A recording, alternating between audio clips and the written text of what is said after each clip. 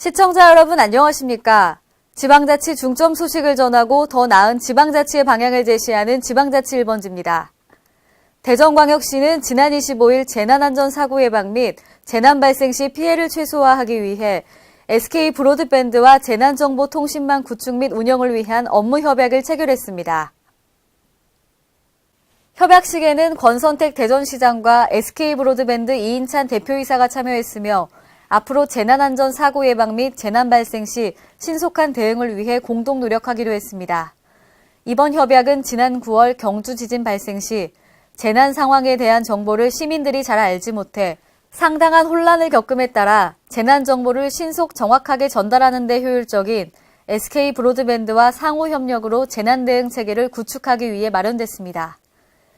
이번 협약에 따라 대전광역시는 SK 브로드밴드와 재난사고 예방을 위해 재난정보통신망을 구축, 운영에 상호 공동 노력하기로 했으며 SK 브로드밴드는 성공적인 재난정보통신망을 구축하고 지휘, 통제 시스템 구축을 위한 시설 투자와 장비를 지원하고 지원한 장비에 대한 유지보수 운영에 따른 비용을 지원할 계획입니다.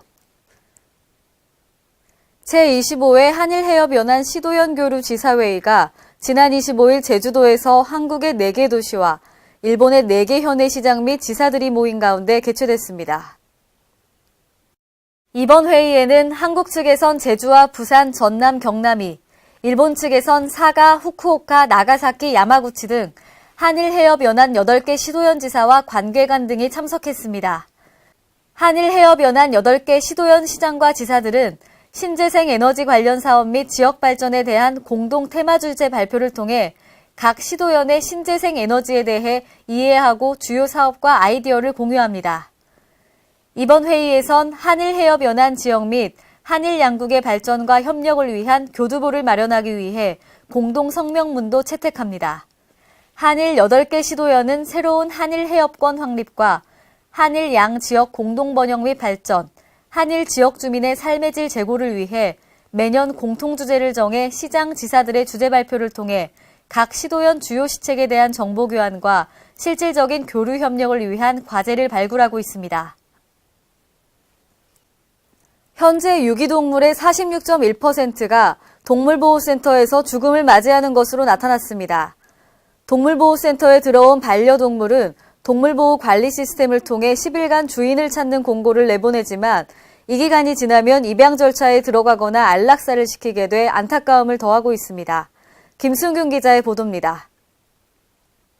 주인 잃은 유기동물의 절반가량이 동물보호센터에서 죽음을 맞이하는 것으로 나타났습니다.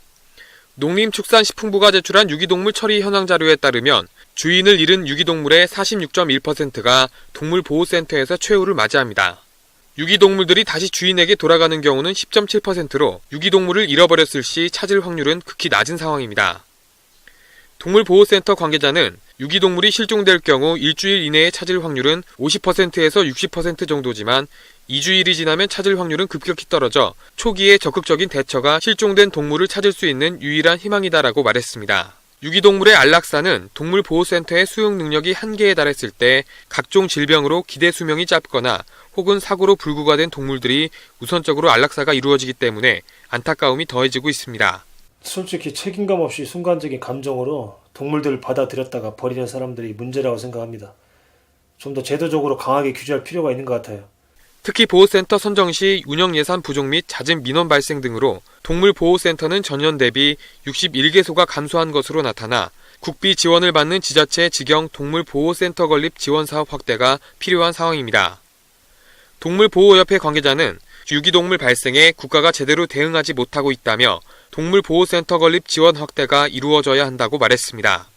K랜 김승균입니다.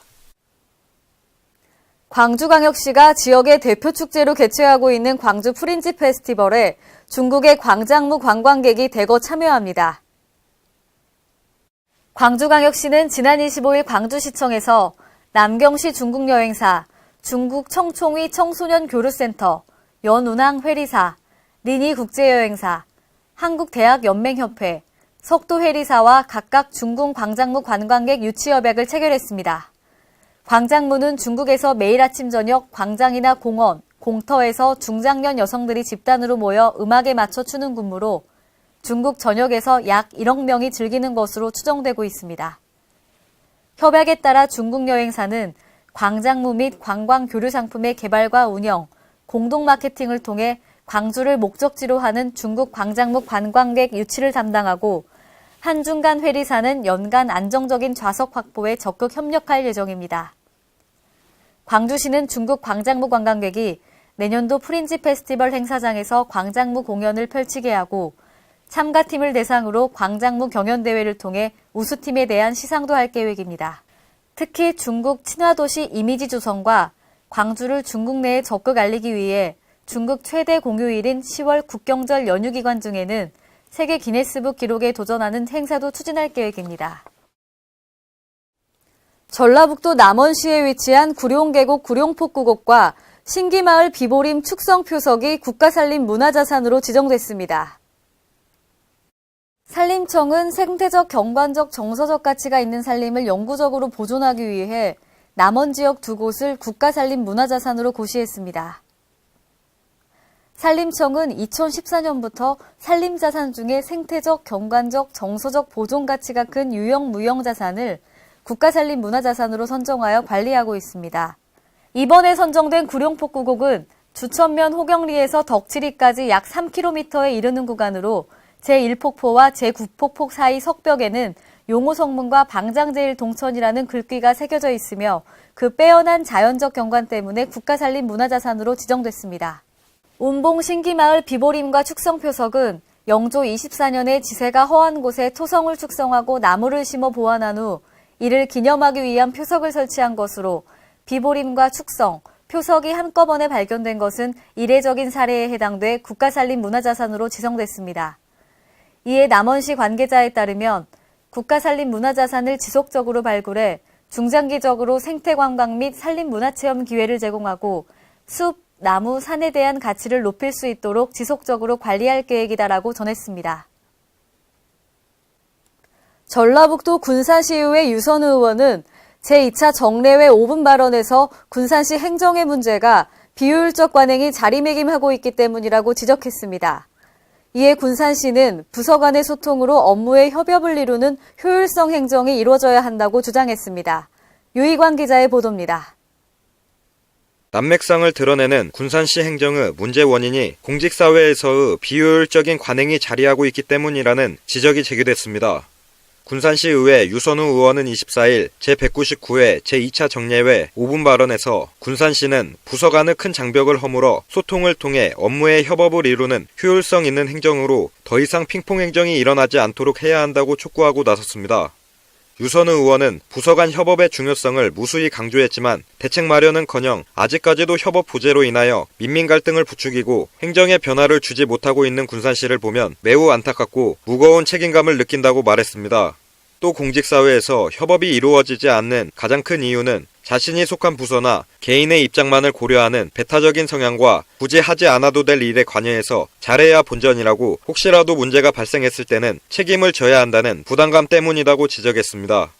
이에 유 의원은 TF팀 내에서 문제를 해결하고 성과를 도출하면 TF팀 구성원에게 근무 성적 평가 시 실적 가점과 성과 상여금 등의 인센티브도 제공해야 할 필요가 있다고 주장했습니다.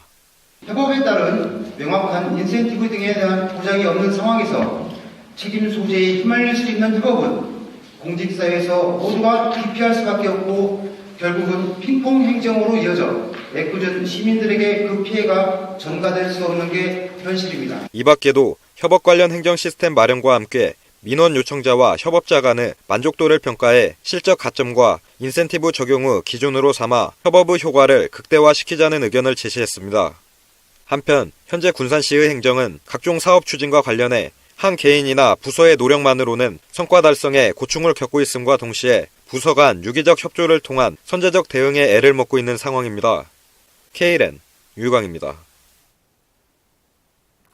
행정자치부는 지난해부터 대성동 마을을 통일맞이 첫 마을로 조성하기 위해 정부 3.0의 대표적 지역개발 모델로 대성동 프로젝트를 추진해왔습니다.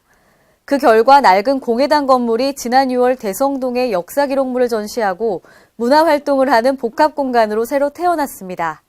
이와 함께 행자부는 2018년까지 용수관로 6km 구간을 추가 설치하고 LPG 저장소 건립 및 마을 안길 포장 등을 통해 주민 불편을 해소해 나갈 예정입니다. 행정자치부는 지난 25일 세종특별자치시청 대회의실에서 제18회 중앙지방정책협의회를 개최했습니다. 김성열 행정자치부 차관 주재로 진행된 이날 회의에는 농림축산식품부 축산정책국장, 국토교통부 국토도시실장과 17개 시도 부단체장이 참석해 조류독감 확산 방지 대책과 스마트시티 확산 방안을 논의했습니다. 우선 AI 확산 방지를 위해 철새의 농가 유입을 차단하고 농가 모임 및 철새 도래지 방문 제한 등 AI 확산 방지에 만전을 기하도록 했습니다. 스마트시티 조성과 관련해서는 시민들에게 편리한 스마트 서비스를 제공하기 위해 중앙과 지방이 적극 협력하여 스마트시티를 본격적으로 조성해 나가기로 했습니다. 이상으로 지방자치 1번지를 마칩니다. 시청해주신 여러분 고맙습니다.